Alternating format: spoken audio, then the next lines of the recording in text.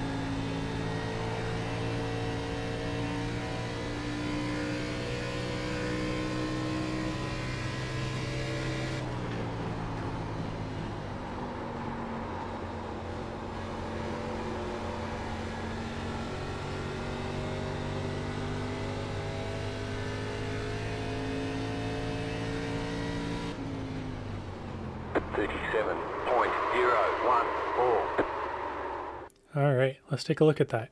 So this is a very interesting track this week. You're going to get a lot of variety and different ways of driving this track, even between both corners. So let's first start with the out lap. Here you see I brake really early and get right by the wall, and then I turn back down to about 2 lanes below where you're at right now. So I want to end up maybe about right here on the seam between the second and the third lane, or first and second. So you want to be 2 lanes down. So I turn down the track and try to straighten my wheel as early as possible. And you see I'm getting all the way down to that seam. And then just keep the wheel as straight as possible. And then you can keep a really good launch for the hot lap right here. So we see going into the corner, we're going to be doing a very interesting line. So as you can see, I'm just diving it really far into the corner, about keeping it half throttle. And then right as I'm about to hit the white line, I do a little brake drag. And then I do a secondary brake after I reach the white line. So a lot of people can get away with just doing throttle and letting off going into the corner, but I find that using 57% brake bias, it'll give you more turn going into the corner, and it'll help your car rotate so that you have a more favorable angle when you leave.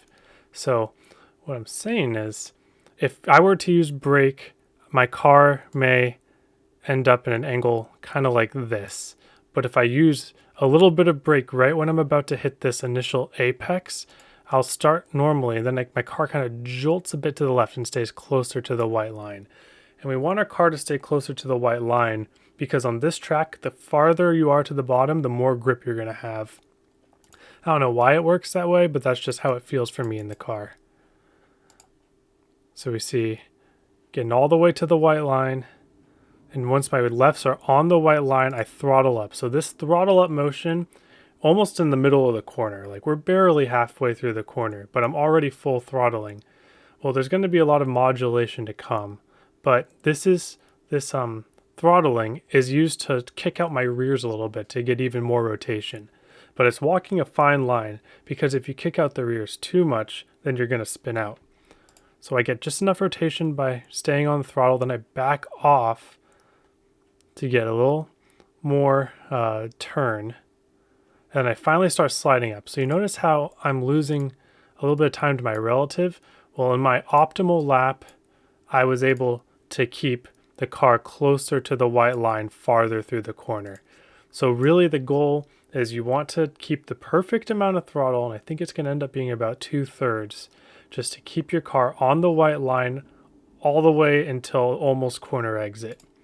So you see I lost everything I gained, and I slid up a bit too much. So this is actually going to cost me quite a bit of time, but the reason that I'm showing this lap and not my 0-0 that I got is because I found a new line into 3 and 4.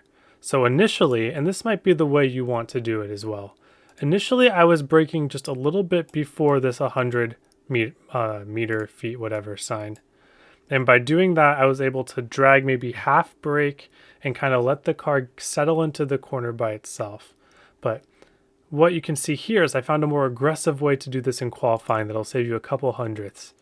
I'm not braking until after the 100, which feels pretty insane to do. But if you get your car weight shifted correctly and get it pointed into the corner before you drag the brake, and you do the 57% brake bias, you can really get half on the brake initially, then back it off to a drag, and you'll still be able to settle into this corner. So no matter what method you do in 3 and 4, you want to end up on this white line. Same as 1 and 2, this white line is going to be king. And you'll see in the race, the patience around the white line will determine long run speed. But here, I get on the throttle very early to about 2/3, and I just let the car slide up to the wall. I'm carrying a ton of speed because of my dive bomb entrance. I'm giving some time back, but if you noticed here, in the all-time best lap, I gained, including the time I lost on the backstretch, maybe half a tenth just by doing this. So you see, I was able to carry most of my speed when all is said and done. So really, that dive bomb there saved me half a tenth. It's going to be more difficult to do than the initial line I was talking about. And again, I'll show you where the marker is for that. So I started braking past the 100. If you want to do a safer line that's barely any slower, between the 100 and the 150, a little closer to the 100, and instead of getting all the way half to 2/3 on the brake, you'll want to get maybe a third on the brake. And you just let that car drive itself down to the white line, and you settle it there, and you stay patient, and you time the throttle as early as possible while still making corner exit. Again, if your car is able to stick to this white line, that's ideal. But on hot lap especially, you sometimes just want to push the car for all it's worth off the corner. Because as you see, even though I lose a bit of time by not cutting the exit as much, I carried most of my speed, even though I dive bombed the corner. So those are the main things to look at for a hot lap. Now let's go see what the race has in store. All right, so let's take a look at the race here. Ended up qualifying third. Not a great qualifying lap, but I messed up my first attempt. So I took the advice from my last video and I did a safe second attempt and slotted into third. Getting the pole here would have been a little tough, but it would have been doable, but that's okay. So coming to the green flag here, if you're on the bottom, you can pretty much hold off anyone on the outside in 1 and 2. I think, yeah, it's really hard to get gas up early on that second lane without sliding up to the wall. There's this really interesting thing going on this track in 1 and 2, where the closer you are to the bottom, the more grip you're going to have. So you really want to be as close to the bottom as possible, even in late race situations where you might say, maybe I should start moving up. No, the grip for some reason is just better on the bottom. So we're able to hold on to third. And so now when I'm in this third spot, I like to say, okay, well, let's let the first two duke it out and maybe they can wear their own tires. And I was proven that could be a good strategy towards the beginning, because if we look in the first 10 laps or so, they are really pushing each other. And so they've grown about a second or two gap to me, and they're just going to be battling. I'm like, great, this is going to destroy their tires. But it turns out that in this racetrack, it seems like saving isn't quite as important as I thought. And the reason that I say this is, well, let's look at my tires ended up being, let's scroll up here, 68, 78. And I was running 40s and 50s for the last 5 laps. And then, so we look at David here, and he says he ended up on a 78.81. So if you look at David's times at the end of this, he was ending up on maybe a high 20, but mostly 3s and 4s. So really, with all that tire saving he did, he's only getting 1 to 2 tenths of a second at the end of the race, and maybe it's because he's hung up here. Maybe, see, he's on his own here. That's pretty indicative, running a high 3 on his own, maybe a high 2, middle 3. So he's gaining about 0.2 of a second per lap with pristine tires. I don't think you're going to end on better tires than that. But even with that, he's just so far back from the people that push that by the time that starts paying dividends, this race is only 35 laps. It's not quite long enough of a run to catch people on the back end with that. So you see, I probably ended up on similar tires to these front two guys, and Larry's a monster, so he's probably better on tires, better on speed and everything. So there's a caveat when I say this, but I believe that you can push the entirety of the race. But the caveat is that you have to push so that your car is getting loose in the corners and not tight.